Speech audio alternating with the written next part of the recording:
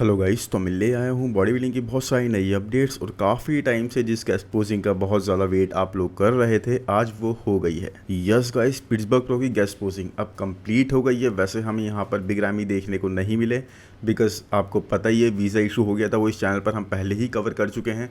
दूसरे जो हमें यहाँ देखने को नहीं मिले और जिनका नाम अवेलेबल था इस लिस्ट के अंदर वो है मोहम्मद शबान। उनको कुछ हेल्थ इशूज़ हो गए थे और अभी वो हॉस्पिटलाइज्ड हैं, तो इस वजह से वो भी हमें यहाँ देखने को नहीं मिले मैन। बट उसके बाद भी this guest posing was fire. मतलब कोई भी एक ऐसा एथलीट, एक ऐसा बॉडी बिल्डर नहीं था जो बहुत ज़्यादा स्टैंड आउट कर रहा हो। लेकिन मैं आपको सबके बारे में बात करूँगा कि कितना अच्छा लाइनअप ये लग रहा था। अब देखो यहाँ पर थे Hunter Labrada, Samson Dauda, Nick Walker, Derek Lunsford, Martin Fitzwater, Andrew Jacked, Urs Kalecinski और साथ में रामोन डिनो भी।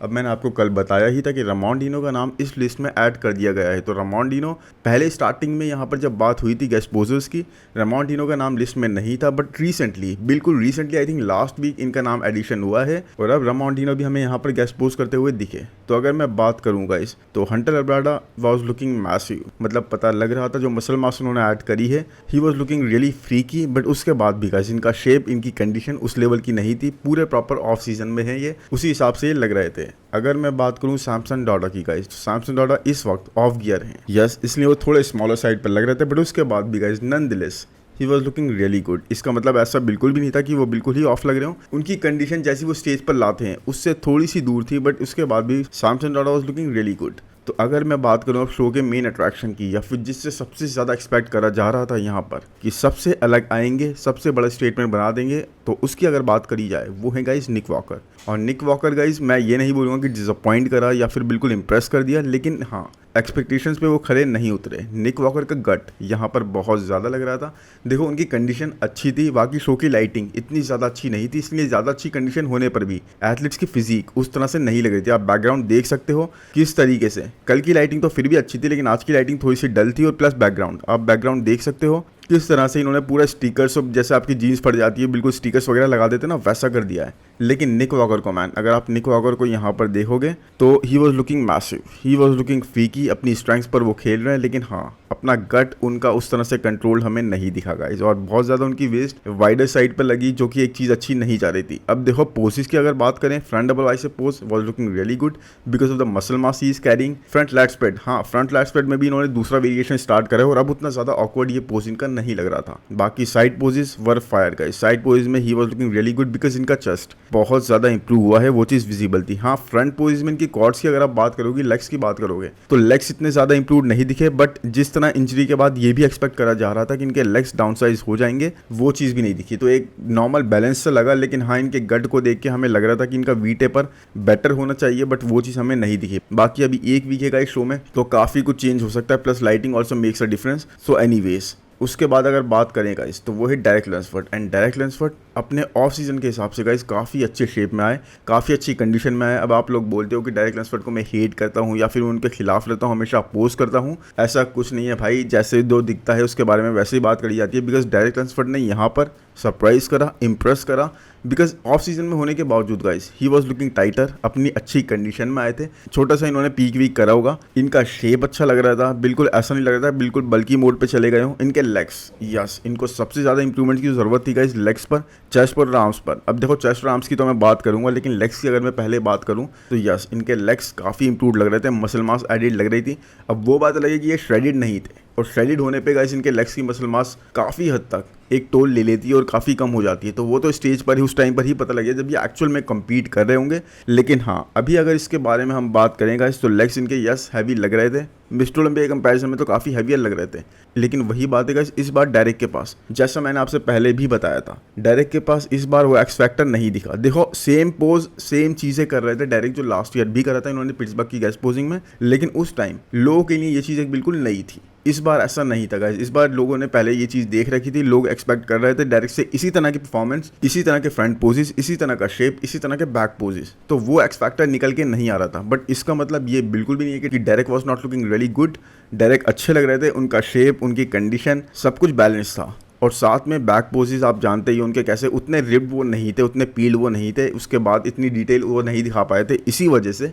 लेकिन हाँ एक अच्छा पैकेज देखने को मिला जितना हमने एक्सपेक्ट नहीं करा था। अभी मैं बात करूंगा डायरेक्ट और निक के कंपैरिजन की भी, बट हाँ यहाँ पर सबसे ज़्यादा जो इम्प्रेस करा गाइस, उनमें पहले एथलीट जो नाम लूंगा मैं वो है Martin Fitzwater. Martin was looking really good 1 week out के हिसाब से गाइस, और प्लस बहुत ज़्यादा ना फिल हीथ की झलक। अब मैं समझ गया हूँ लोग ऐसा क्यों बोल रहे हैं कि फिल हीथ मार्टिन को देख के एक यंगर वर्जन फिल हीथ का, क्योंकि फिल हीथ की बहुत ज़्यादा झलक ये दे रहे थे गाइस। मतलब एब्सोल्युटली गाइस इनके मसल्स, इनकी फिजिक, इनका पोटेंशियल एब्सोल्युटली याद दिला रहा था फिल हीथ की। और बैक पोजेस वगैरह इनके बहुत अच्छे थे, फ्रंट पोज भी काफ़ी अच्छे लग रहे थे, डिटेल्स काफ़ी अच्छी प्रेजेंट कर रहे थे। वी-डे पर इनका बहुत अच्छा था, टाइनी सी बेस इन्होंने कर रखी थी, मसल मास अच्छी खासी ऐड करके आए हैं। देखो निक के कंपैरिजन में, अब देखो 1 वीक आउट है दोनों, तो निक के कंपैरिजन में मैं ये तो नहीं बोलूंगा कि ये आ सकते हैं न्यूयॉर्क प्रो में, बिकॉज साइज का डिफरेंस तो एक बहुत ही ह्यूज है गाइस, आप यहाँ पर भी देख सकते हो। लेकिन हाँ जिस हिसाब से मार्टिन ने इंप्रूवमेंट्स करी है मैन, मार्टिन जिस हिसाब से यहाँ पर लग रहे थे, कंडीशन के हिसाब से, शेप के हिसाब से, एवरीथिंग, हर एक एस्पेक्ट के हिसाब से, तो मुझे लग रहा है टोनियो के लिए सेकंड प्लेस अब खतरे में आ जाएगी। और मार्टिन का फ्यूचर मतलब मैंने एक्सपेक्ट नहीं करता मैंने ऑफ सीजन के बाद मार्टिन इतने ज़बरदस्त होकर आएंगे, बहुत अच्छे होकर आए, बहुत ज़्यादा इंप्रूवमेंट्स करके आए। तो टोनियो के लिए खतरा है, क्विंटन के लिए खतरा है, बीफ स्टू के लिए खतरा है, और कहीं ना कहीं गाइस मार्टिन का फ्यूचर बहुत ही ज़्यादा ब्राइट लग रहा है यहाँ से, क्योंकि इनको यहाँ पे एक तो ना आने की ज़रूरत थी, ना ही इनको न्यूयॉर्क प्रो में कम्पीट करने की ज़रूरत थी, बट वो कॉन्फिडेंस ना अब दिख रहा है इनके अंदर कि हाँ मैं कर सकता हूँ, कि हाँ मेरे पास वो चीज़ है, मेरे में वो पोटेंशियल है, वो चीज़ एक्चुअल में विजिबल है। और उसके बाद गाइस सेकंड एथलीट जो सबसे ज़्यादा इंप्रेसिव यहाँ पर लगे वो थे guys Andrew jacked. Man I think मैं इनको मार्टिन से भी ऊपर रखूँगा इन terms of how much he has improved, how much he has impressed. तो एंड्रू जैक्ट वैसे प्रॉपर ऑफ सीजन में गाइस, कंडीशन की देखो यहाँ बात ना करी जाए तो बेटर है, बिकॉज ज़्यादातर एथलीट्स यहाँ कंडीशन नहीं थे, ऑफ सीजन में थे, ऑफ गियर थे। इसी तरह से एंड्रू जैक्ट भी प्रॉपर ऑफ सीजन में थे, कोई इनका अभी कुछ थ्रो का प्लान नहीं है। आई थिंक अब ये दुबई प्रो में भी कम्पीट नहीं करने वाले हैं, टेक्सास प्रो में ही कम्पीट करेंगे, जिसमें भी बहुत टाइम है। तो एक डीप ऑफ सीजन कहते हैं ना, वो था। उसके बाद भी guys how big he was looking, how massive he was looking, मतलब इनके जैसा साइज कोई यहाँ कैरी नहीं कर रहा था। ही was looking really huge like a mountain. और वो इंप्रूवमेंट्स गाइस इनके लेग्स पे विजिबल थी, इनके आर्म्स पे विजिबल थी, इनके लैट्स काफ़ी इंप्रूव दिख रहे थे। बैक पोज में आप देखोगे, देखो यहाँ पर वो देखो डिटेल उस तरह से नहीं विजिबल होगी, क्योंकि अभी ऑफ सीजन शेप है, कंडीशन नहीं है, तो वो है। लेकिन मसल मास के हिसाब से गाइस और लैट्स पे जो इंप्रूवमेंट्स दिखाई है इन्होंने, बैक पे जो सबसे ज़्यादा इंप्रूवमेंट्स की जरूरत थी वो चीज़ विजिबल थी। तो एंड्रू वैसे ही एक काफ़ी आई कैचिंग एथलीट हैं, उनकी फिजिक इतनी ज़्यादा एस्थेटिक है कि लोगों की नजरें उन पर टिक जाती हैं और दूसरों पर जाती नहीं है। तो वो चीज़ यहाँ पर एंड्रू जैक्ट बिल्कुल प्रेजेंट कर रहे थे, तो देखने में बहुत ज़्यादा मजा है। और लग रहा है मैन इस बार टॉप 6 की बैटल में एंड्रू जैक्ट काफ़ी अच्छी टक्कर सबको देने वाले हैं, जो भी एथलीट्स होंगे। कुछ नहीं कह सकते गाइस, टॉप 3 टॉप 4 में भी ये जगह बना लें, because he was looking really great. वो इंप्रूवमेंट्स एक्चुअल में बोल रही थी लोगों के बारे में, जब होती है ना चीज़ें तो अपने आप बात करने लगती हैं, और वो इनकी फिजिक उस तरह से बात कर रही थी। अभी भी इनका ऑफ सीजन कंप्लीट नहीं हुआ, अभी भी कुछ टाइम ये चलेगा, तो देखो और कितना ज़्यादा ये चीज़ें चेंज करते हैं।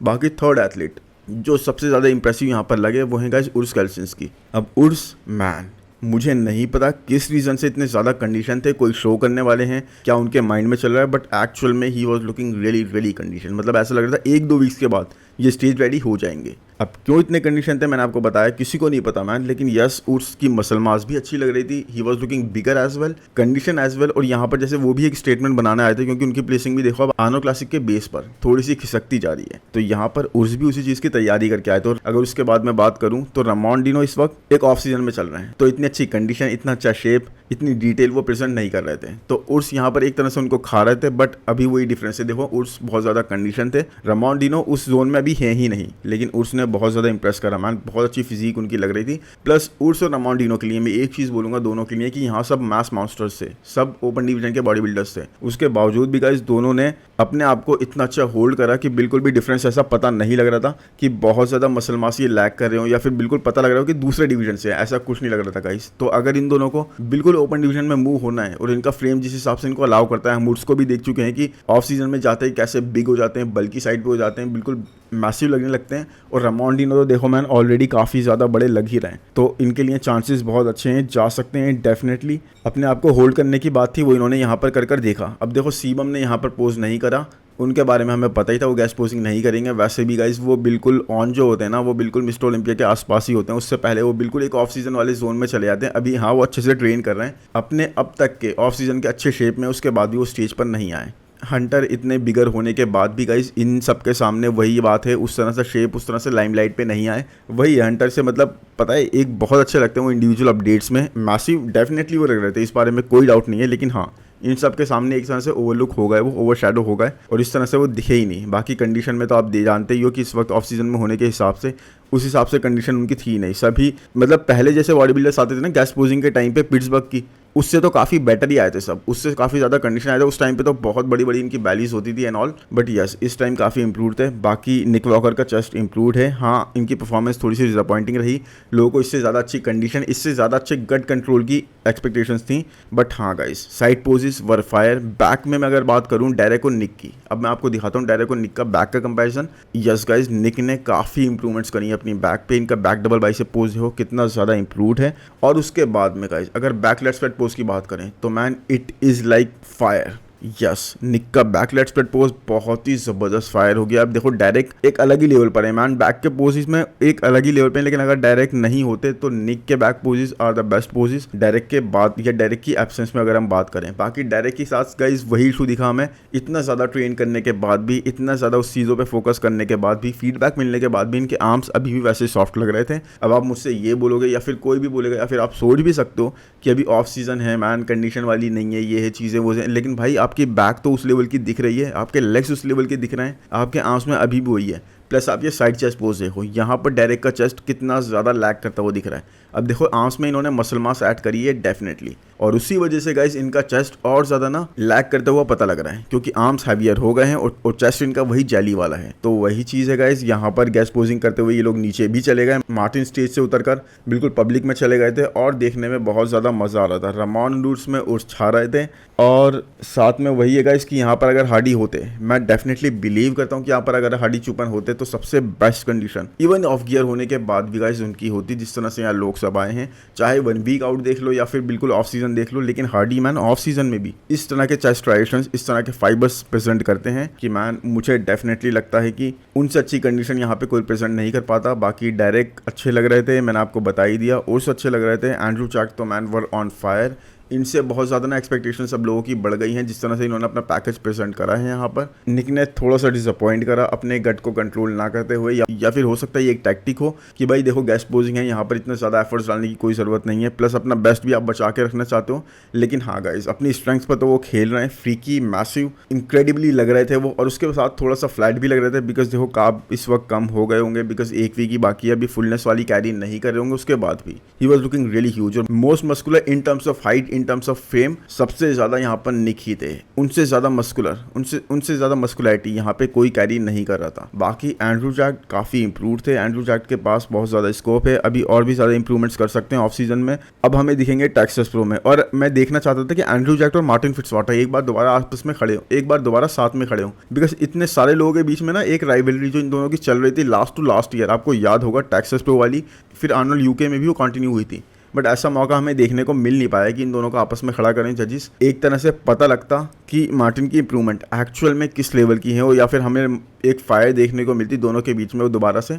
बट एनीवेज आई थिंक दोबारा अपॉर्चुनिटीज़ मिलेंगी हमें ऐसे बहुत सारी देखने की। बाकी यही है गाइस गैस पोजिंग का। बाकी यहाँ पर पिट्सबर्ग में एक क्लासिक डिवीजन की भी बैटल हुई जो मैंने आपको कल बताई थी, मैट ग्रेगो और एरिन वाइल्डबर्गर के बीच में। यहाँ पर ऐसा लग रहा था कि मैट ग्रेगो जीत जाएंगे, बट जिस हिसाब से मैंने वही आपको पहले भी बताया था इस वीडियो में, जब इनकी अपडेट वीडियो मैंने बनाई थी कि मैट ग्रेगो ज़बरदस्त कंडीशन आ सकते हैं, ज़बरदस्त स्पीड आ सकते हैं, लेकिन अगर बात करें क्लासिक लुक की, क्लासिक स्ट्रक्चर की, तो वो है एरिन वाइल्डबर्गर के पास। और वही चीज़ यहाँ पर हुई गाइस, एरिन वाइल्डबर्गर ये शो जीत गए हैं, मैट ग्रेगो आए हैं सेकंड पर, लेकिन एरिन वाइल्डबर्गर जैसा पैकेज यहाँ पर प्रेजेंट कर रहे थे, बिल्कुल ही ड्राई, बिल्कुल हार्ड फिजिक लाए थे, बहुत ही क्लासिक स्ट्रक्चर लाइंस प्रेजेंट कर रहे थे, मतलब एक उर्स केल्सिंस्की का अपग्रेडेड वर्जन, बिगर वर्जन ये प्रेजेंट कर रहे थे। तो देखने में मज़ा आया और काफ़ी अब वो अच्छी बड़ी लीग्स में आ चुके हैं, एक काफ़ी अच्छा शो उन्होंने जीत लिया है, काफ़ी बड़ा शो उन्होंने जीत लिया है, तो इसी हिसाब से गाइस इनका स्कोप अब काफ़ी बढ़ जाता है। बाकी ट्राई करूंगा आज भी एक और वीडियो लाऊं, कुछ अपडेट्स कवर करूं। आई होप ये वीडियो तो आपको पसंद आया होगा गाइस, पसंद आया है तो प्लीज़ लाइक कर दो, चैनल को सब्सक्राइब कर दो, नोटिफिकेशन बेल को दबा दो।